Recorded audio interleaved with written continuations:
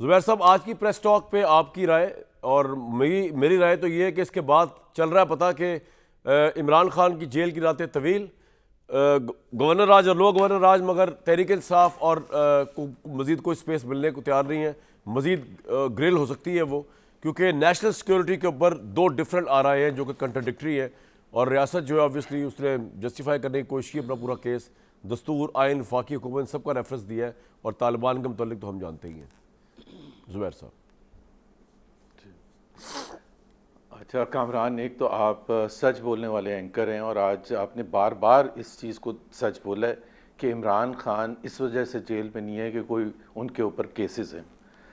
आपने बार बार ये बोला है कि चूँकि उनकी और इस्टेब्लिशमेंट की राहें जुदा हैं, और आज की प्रेस कॉन्फ्रेंस के बाद तो आपने बार बार ये कहा कि अब तो यकीन हो गया कि जो कुछ भी हो जाए वो अंदर जेल के रहेंगे। सो एक चीज़ तो आपने पूरी कौम को, क्योंकि आप रहनुमाई भी बहुत अच्छी करते हैं, पूरी कौम को ये बताया कि इमरान खान के खिलाफ ये पॉलिटिकली ट्रम्प्ड अप केसेस हैं, एंड देयरफॉर जब तक उनकी एस्टैब्लिशमेंट से ये दूरियां रहेंगी वो अंदर बंद रहेंगे। And I totally agree with you, मैं 100% आपसे एग्री करता हूँ कि ये इसका किसी भी कोई लीगैलिटी से ताल्लुक़ नहीं है। ये जाहिर सी बात है, ये जब तक उनकी राहें एक दूसरे के साथ इतनी दूर रहेंगी और वो अंदर बंद ही रहेंगे। And I totally agree with you. अल्लाह ताला को ज़्यादा अच्छा पता होता है कि क्या आइंदा आने वाले वक्त में, बट अब आज का तज्जिया मैं आपके साथ बिल्कुल एग्री करता हूँ। मैं आसमा शिराजी के क्वेश्चन के बारे में देखें, राय मुख्तलिफ हो सकती है। हमारी जो आज ISP या चीफ की राय थी, उस राय से बिल्कुल मुख्तलिफ राय थी पहली इस्टेब्लिशमेंट की, जो कहने की कोशिश कर रही थी आसमा शिराजी। और ये सिर्फ जनरल फैज़ हमीद की हद तक नहीं है, ये जनरल बाजवा भी उसमें शामिल थे उस राय में, और उससे पहले भी जो आर्मी चीफ थे, उससे पहले भी जो ISI चीफ थे, जो ज़हीरुल इस्लाम, शुजा पाशा वगैरह, उन सब की कंसिस्टेंट एक राय थी कि अशरफ गनी की हुकूमत का हमने पिया पांचा करना है। ये हमारी सबकी कंसिस्टेंट राय थी। और मैं ये नहीं कह रहा ISP चीफ उस बात को सही कह रहे हैं कि जी पॉलिटिकल पार्टीज़ जो भी लीडरशिप थी, यानी कि 2010-11 में पीपल्स पार्टी थी, उसके बाद PMLN थी, उसके बाद PTI थी, ये आप कह सकते हैं कि उनकी भी वो राय थी। बट ये नहीं कह सकते कि एस्टैब्लिशमेंट की राय ये नहीं थी कि हमने अशरफ गनी की हुकूमत का तख्ता करके तालिबान को लेके आना है। ये सबकी कंसिस्टेंट राय थी। आप भी यहाँ हमें बैठ के, आप कामरान शाहिद हमें बताते थे कि अशरफ गनी जो है वो इंडिया का प्रॉक्सी है, और वो 6 कॉन्सुलेट उसने क्यों खोलने दिए हैं अफगानिस्तान में? इसलिए खोलने दिए अशरफ गनी ने इंडियन कॉन्सुलेट 6, क्योंकि वो पाकिस्तान के खिलाफ दहशतगर्दी। ये तो आप बताते थे हमें, और हम आपकी, मैंने जिस तरह का सर आंखों पर आपकी बात, लेकिन ये हमारी हुकूमतों की और हमारी एस्टैब्लिशमेंट की कंसिस्टेंट राय थी। सो ये कहना कि जी सिर्फ एक बंदे की या 2 बंदों की ये राय थी, नहीं, I don't agree with it. आप पीछे जाके हिस्ट्री में अपने प्रोग्राम से देख लें, आप दिफाई तज्जियाकारों के आप उस वक़्त के देख लें। सो मैं तो उस बात से हमने तालिबान को बिल्कुल प्रमोट किया था। हम जब अशरफ गनी को गिराने की बात करते थे तो हम किसको लाने की बात नहीं? मुझे आप एक बात बताइए ना, इसको छोड़े, सोहेल अफरीदी का जो मौक़िफ़ है या इमरान खान साहब का जो मौक़िफ़ है, क्यों छोड़ूं भाई? आप उसको सपोर्ट करते हैं? नहीं, पहले तो आप ये जो कह रहे हैं ना कि आपकी बात, जी पहले तो आप ये क्यों कह रहे हैं कि इसको छोड़ूं? क्यों छोड़ूं?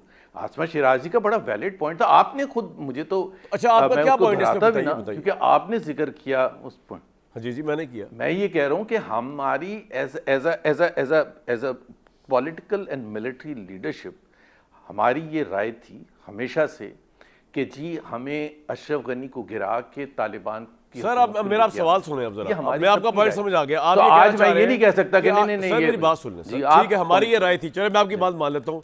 जनरल बाजवा, DG ISI, पूरी पाकिस्तान की सुन लें, आपके में प्रोग्राम निकाल के दिखा दूं भाई, मेरी बात तो सुन लें। मैं कह रहा हूँ ठीक कह रहे हैं आप, यही राय थी। General Bajwa, then army chief, then DG ISI, then prime minister, उनकी राय थी कि अशरफ गनी को उससे पहले शरीफ की भी थी। सुन तो लेना सर, मेरा सवाल सुन लेना, आपने जवाब देना थी।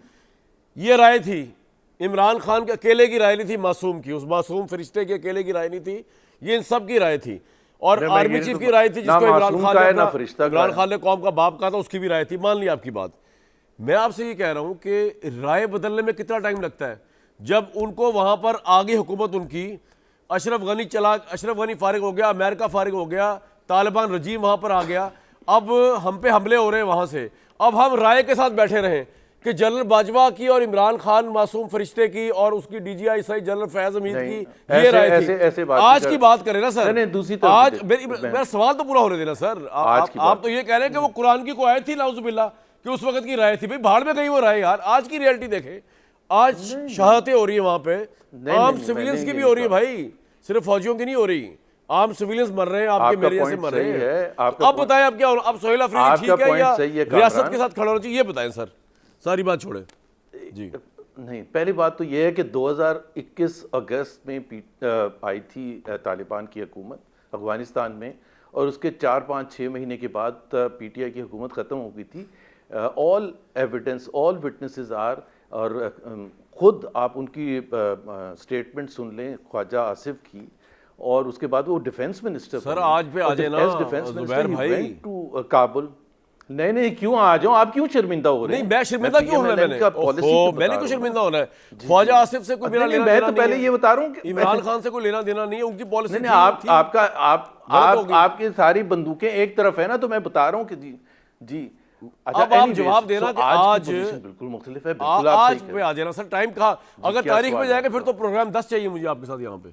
आज में आए ना, अब आज में आ ही नहीं रहे आप। नहीं, आज क्या होना चाहिए? जिक्र किया था तो मुझे जवाब देना था ना आपको। वजीर आला सोहेल अफरीदी के साथ आज क्या होना चाहिए? आज बिल्कुल, चले मैं जवाब दे देता हूँ जी। आज पे okay, let me tell you, बड़ा ब्रीफली मैं ये कह देता हूँ। आज जाहिर सी बात है, सिचुएशन जो डिमांड करती है वो उसमें कंसेंसस के साथ, डिबेट के साथ, राय मिलिट्री, ठीक है, ये जवाब दिया ना, वेरी इंपॉर्टेंट, उनके पास ज्यादा अंडरस्टैंडिंग है। और लेकिन प्रोविंशियल हुकूमत भी एक लोगों के मैंडेट से उनको भी साथ बिठा के एक राय, एक फैसला करना चाहिए कि हमें आगे कैसे लेके जाना चाहिए, थोपना नहीं चाहिए, क्योंकि उससे जब तक आपके पीछे अवाम नहीं होंगे कोई मिलिट्री विक्ट्री नहीं हो सकती। ये मेरी राय है, हो सकता है मेरी राय नहीं, आप ही राय ख्वाजा आसिफ का इंटरव्यू थोड़ी कर रहा हूं मैं।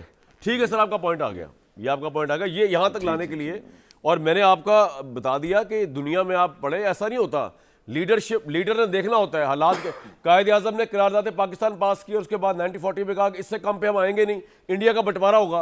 कैबिनेट मिशन प्लान 46 में मेरी बात आपने छेड़ा था, मुझे सुन तो लिया करें, मैं आपको बड़ी मिसाल दूंगा ना। मैंने आपने कहा आसमा शिराजी ने ये सवाल सर सुन तो ले, उसको ठीक सवाल किया ना हमारी कलीग ने कि जी वो गलत था, हमारी बहन ने सही सवाल किया, अब आप सुन ले, आप उसको गलत कॉन्टेक्स्ट दे रहे ना मेरे साथ लाके।